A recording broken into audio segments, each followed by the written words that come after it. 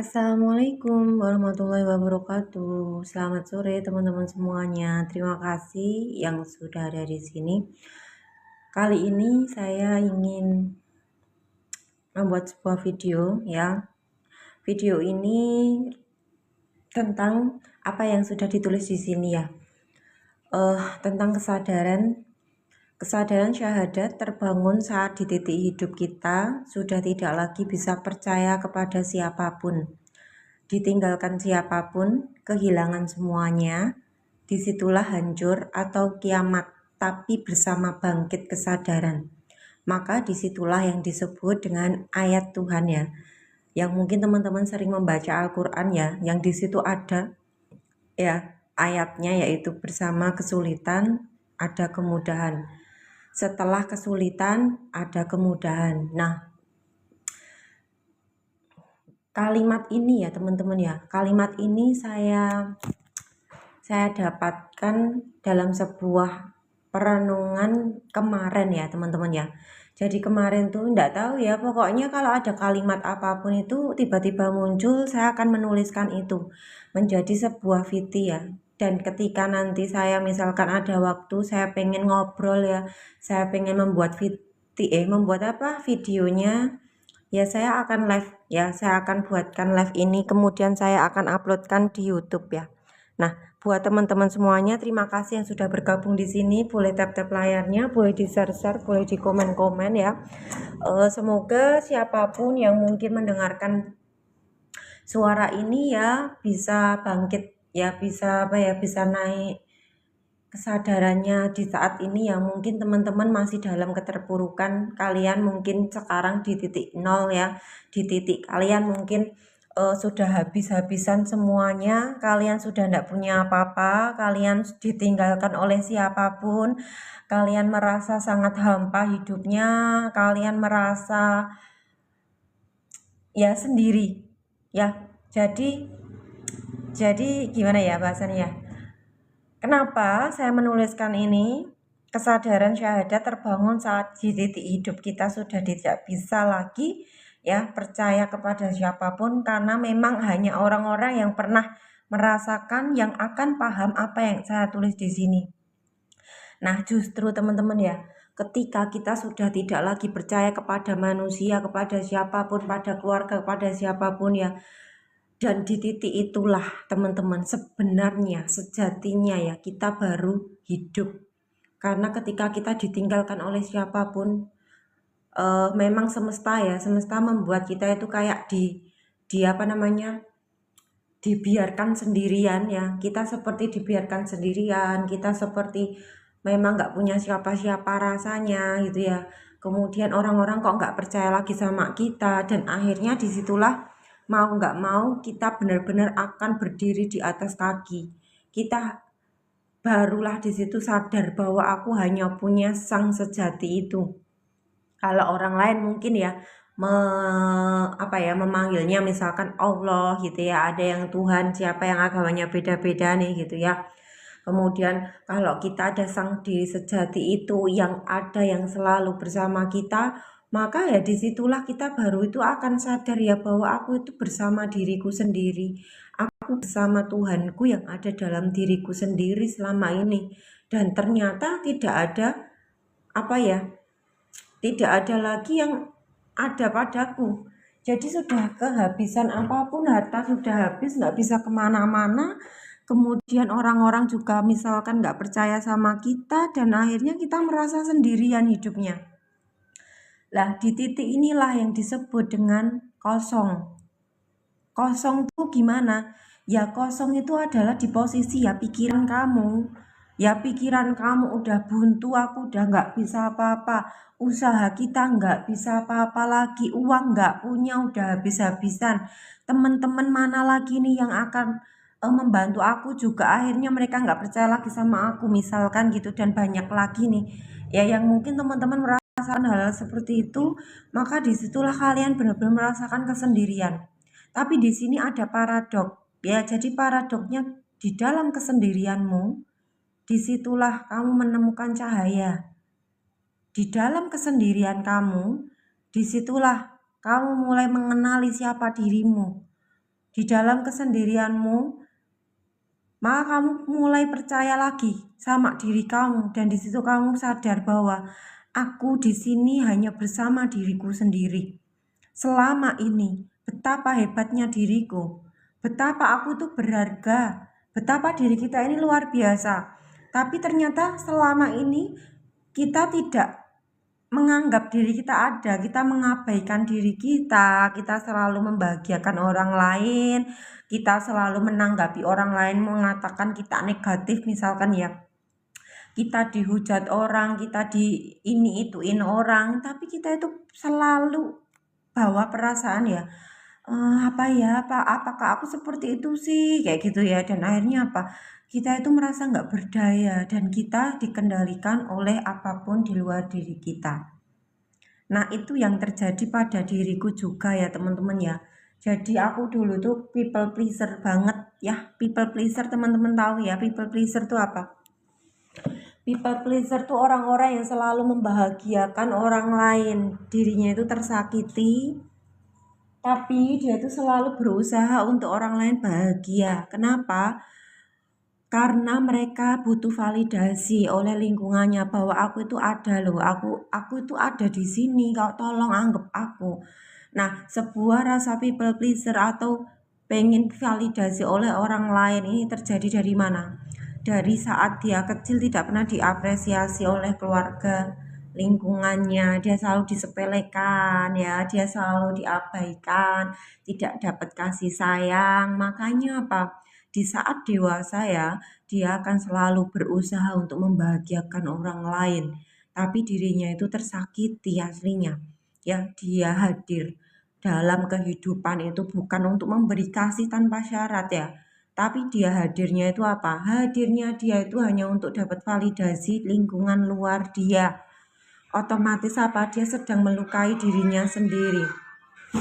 Jadi ketika kita mulai belajar ya untuk mencintai diri kita sendiri, maka yang terjadi apa? Tangki cinta kita itu akan penuh. Tangki cinta kita itu perlahan-lahan itu akan terisi. Dan ketika kita hadirnya itu dari kasih yang tanpa syarat, maka ya teman-teman ya, alam semesta ini akan memberikan semuanya kepada kita juga tanpa syarat.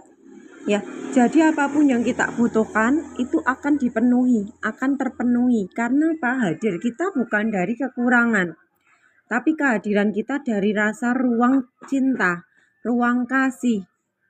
Nah, disinilah kenapa kita sangat penting banget ya untuk apa? Untuk mengenali diri kita sendiri. Satu. Yang kemudian yang kedua adalah apa? Mengurai ya bahasanya ya. Mengurai isi kepala kita ini yang banyak banget ya. Jadi ada isi kepala kita itu ya satu. Ya, data yang ada kemudian membentuk sebuah perilaku, dan perilaku inilah dasarannya dari luka-luka ya. Satu, dia luka kurang kasih sayang, kurang cinta, dia kekurangan, dia kurang validasi, nggak pernah divalidasi, nggak pernah dihargai, selalu diabaikan, dibully, direndahkan ya waktu kecilnya ya. Jadi di sini waktu kecil loh ya. Karena apa sih? Waktu kecil ya, anak kecil tuh harus dilindungi. Tapi dia itu nggak dapat perlindungan. Dia itu apa? Aku di sini ya. Dia itu nggak dapat perlindungan teman-teman ya. Jadi makanya kenapa saat dewasa ya, dewasa itu banyak cara. Ada orang kurang kasih sayang, akhirnya apa? Bucin sama pasangannya.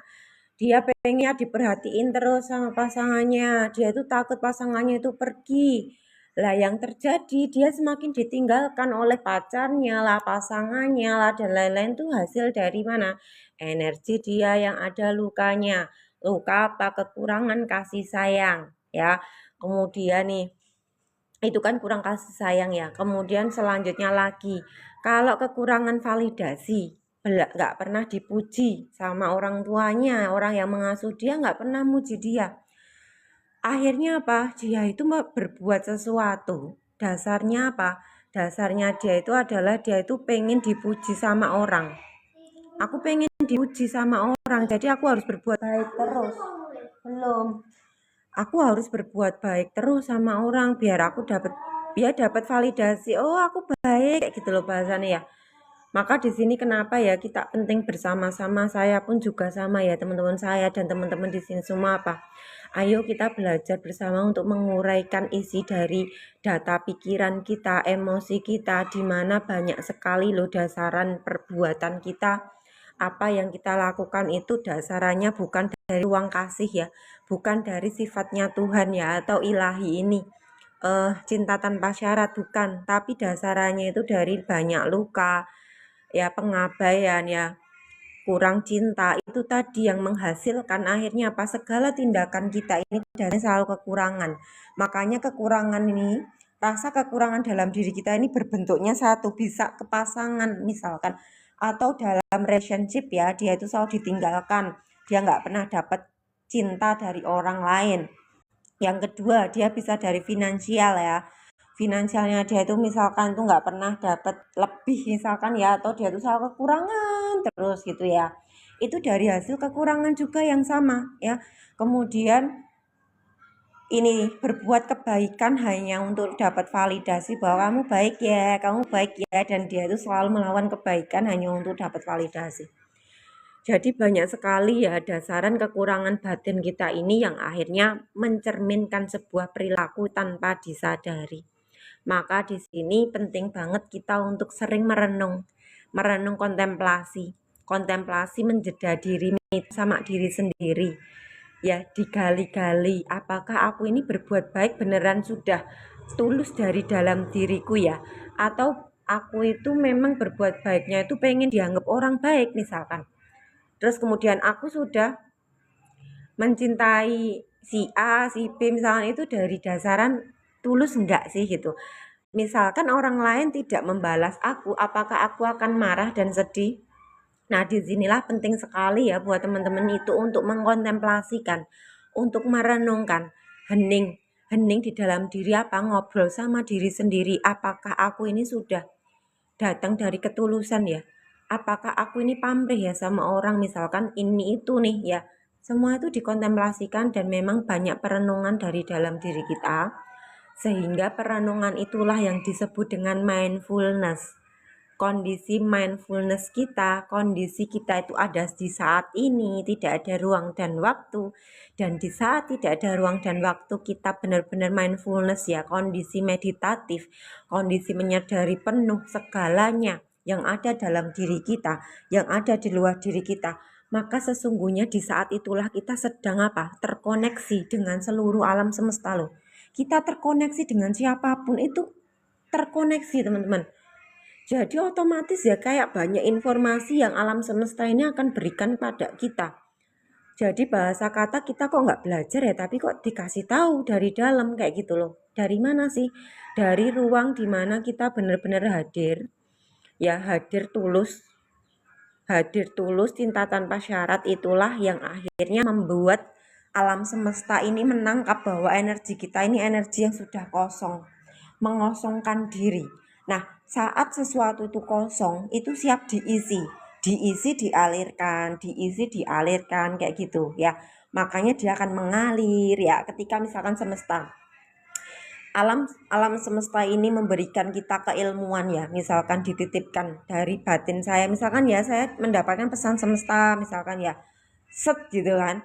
Nah, di situ kan biasanya saya tulis. Nah, ketika saya tulis itu kan saya menjadi wadah ya. Bahasa kata ini loh, tubuh fisik ini tuh menjadi wadahnya alam semesta ini untuk dititipkan keilmuan dan kemudian jangan ditampung sendiri, tapi dialirkan kembali. Makanya kenapa saya buat DVD misalkan ya atau di YouTube, saya upload video, saya buat live. Itu dalam rangka bukan saya punya ilmu, tapi saya sedang menyaksikan diri ini tuh digunakan oleh Sang Ilahi ya untuk mengalirkan kembali gitu loh. Bahasanya itu dialirkan seperti sungai ya. Sungai itu kan mengalir ya teman-teman. Kalau sungai itu mampet ya cuma di situ aja satu, dia akan meluap. Yang kedua dia akan berubah warna jadi nggak jernih karena nggak ada aliran, nggak dialirkan gitu loh bahasanya. Nah disinilah sama seperti keilmuan yang semesta berikan sama kita, rezeki yang semesta berikan sama kita ya. Dan apapun yang memang dialirkan lewat diri kita ini, kita alirkan kembali, dikembalikan. Nah, jangan berpikir bahwa ketika kita mengembalikan itu semua, ya, kita misalkan memberi ilmu, bukan memberi ya, menyampaikan keilmuan, menyampaikan rezeki kita diberikan kepada alam semesta lagi, kita berpikir bahwa nanti ilmu ini, uang ini habis misalkan. Itu tidak mungkin ya, tidak mungkin banget. Karena apa? Hukumnya kita itu justru kalau dialirkan, kita alirkan kembali, kita itu diberikan aliran lagi, diberi aliran lagi, yang akhirnya apa? Aliran itu akan semakin deras banyak. Karena apa? Semakin diberi dikosongkan lagi ya.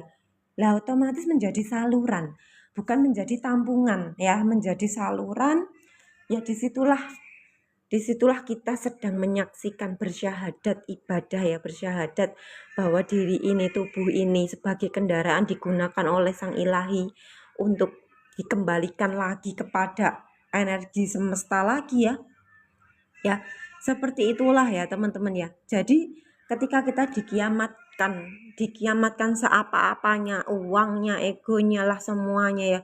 Ternyata itu bukan dikiamatkan aslinya ya, bukan dihancurkan, hancur tok udah enggak. Tapi sebenarnya itu dikiamatkan untuk dibangkitkan ya, dijatuhkan untuk ditinggikan, dan itu satu kesatuan, dualitas menjadi satu kesatuan utuh. Jadi tidak bisa terpisahkan. Kalau dihancurkan nggak mungkin tidak dibangkitkan, kalau dimatikan nggak mungkin tidak dihidupkan. Jadi kalau hidup mati ya dihidupkan, dikiamatkan, dibangkitkan, itu sudah memang fase yang langsung dualitas itu terjadi bebarengan. Setelah ada kesulitan pasti ada kemudahan. Makanya di ayat Quran jelas ya, setelah kesulitan ada kemudahan, itu nempel teman-teman, nempel ya. Jadi kalau teman-teman sekarang ada di titik terendah, di titik nol terendah ya, bangunlah keyakinanmu bahwa kamu dihancurkan sekarang itu bertepatan dengan kamu akan dibangkitkan gitu loh. Dan itu pasti. Jadi tidak mungkin enggak. Ya itu sudah hukum alam, itu juga sudah ada di Al-Qur'an, hukum alam semesta seperti itu ya. Jadi di sini ayo bersama-sama ya, saya juga sama, teman-teman juga sama, saling mengingatkan, saling sharing bareng. Ya saling mengalirkan apapun yang sudah dititipkan oleh semesta ini kepada kita ya, supaya supaya kita diberikan aliran yang lebih banyak lagi akhirnya. Begitu ya teman-teman, semuanya sudah pahamkah apa yang saya jelaskan di sini? Sebelum saya sudah tutup ya teman-teman, sudah paham semuanya ya? Semoga paham ya, semoga paham atas apa yang saya sampaikan di sini terkait oleh aliran kesadaran syahadat ya, dan kiamat dibangkitkan seperti itu ya. Begitu ya. Terima kasih Bunda Diana, Pak Sigit, dan teman-teman yang lainnya yang sudah bergabung di sini. Terima kasih atas waktunya ya. Nanti saya akan upload ya di YouTube Zero Ismi lagi ya. Semoga menjadi jejak-jejak kebaikan ya, jejak-jejak energi ilahi yang direkamkan dan dikembalikan lagi oleh jiwa-jiwa yang memang membutuhkan itu semuanya. Terima kasih banyak atas waktunya teman-temanku semuanya. Berkah berlimpah, menerima dualitas, selaras dengan alam semesta dan semua makhluk yang ada di alam semesta ini, di alam semesta di luar diri dan di dalam diri kita, semua sel-sel yang ada dalam tubuh kita ya, damai, sejahtera, dan luar biasa ya. Terima kasih ya. Assalamualaikum warahmatullahi wabarakatuh.